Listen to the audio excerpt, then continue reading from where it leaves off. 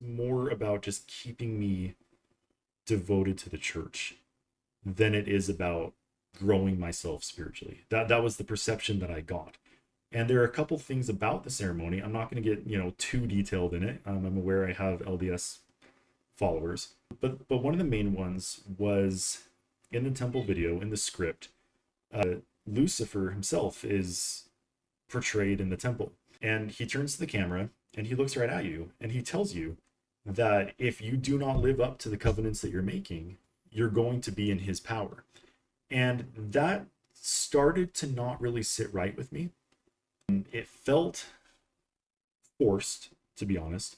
It kind of felt like I don't need, it felt like, do I really need a threat, a direct threat from the adversary to convince me to keep coming and to convince me to keep the covenants? So it felt manipulative. And every single time I went, I dreaded that line coming up because nothing about the temple ceremony really seemed like that was necessary. The only reason I could think that would be in there was this is supposed to make you feel afraid of backing down. Another part of it, one of the covenants you make, is to give all of your time, talents, and abilities to the Church of Jesus Christ of Latter-day Saints. It's not about God.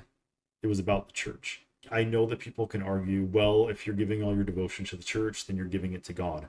So why not just covenant to give everything to God? Because then that could be flipped, right? If you're giving everything to God, that means you're giving it to the church.